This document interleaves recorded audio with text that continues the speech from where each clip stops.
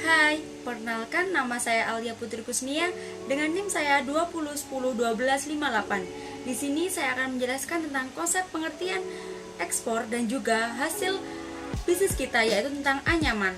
Ekspor ialah kegiatan barang atau jasa dalam negeri ke pihak yang ada di dalam luar negeri. Barang yang dijual oleh pihak dalam negeri berupa hasil alam yang melimpah seperti rempah-rempah, biji kopi, dan juga lainnya. Di sini saya juga akan menjelaskan tentang bisnis anyaman.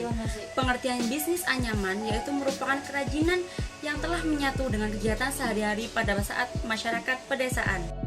Di sini saya juga akan menjelaskan tentang perkembangan seni anyam.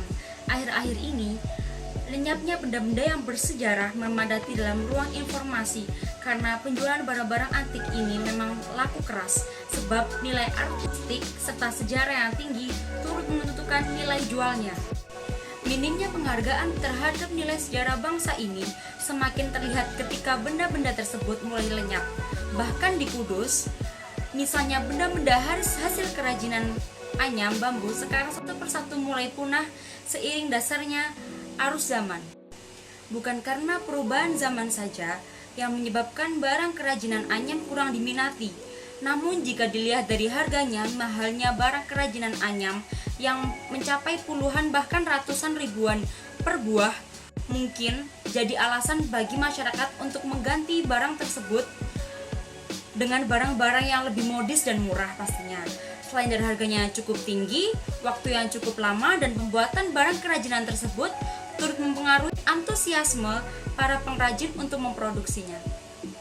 Halo, perkenalkan nama saya Veronica Gladys Yudi Utama, NIM 20101378. Di sini saya akan menjelaskan tentang peluang bisnis anyaman. Tren di Eropa, Amerika Serikat, dan terutama Jepang justru sebaliknya, masyarakat di negara maju itu lebih mengemari anyaman yang dikerjakan dengan tangan. Hingga kursi dari anyaman rotan menjadi di harga yang sangat tinggi. Tren ini sebenarnya juga telah menjalar ke kalangan terdidik yang berkemampuan ekonomi cukup di Indonesia. Namun secara nasional, peluang bisnis ini belum pernah dimanfaatkan secara optimal. Kendala utamanya adalah kegiatan bisnis ini tidak terorganisir dalam satu kelembagaan yang kuat. Sentra kerajinan di Bali hampir seluruhnya terdiri dari warga negara asing.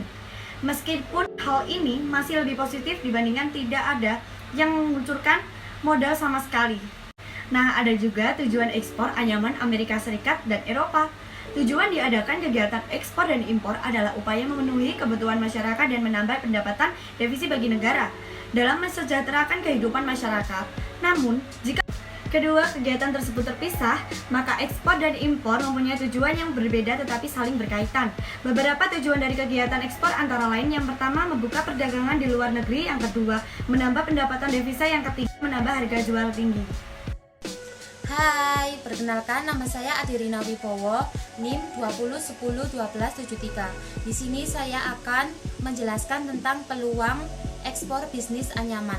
Pada tahun 2014 ini, ekspor produk kerajinan tangan bisa mencapai 10 triliun atau lebih besar dibandingkan capaian ekspor tahun 2013 lalu.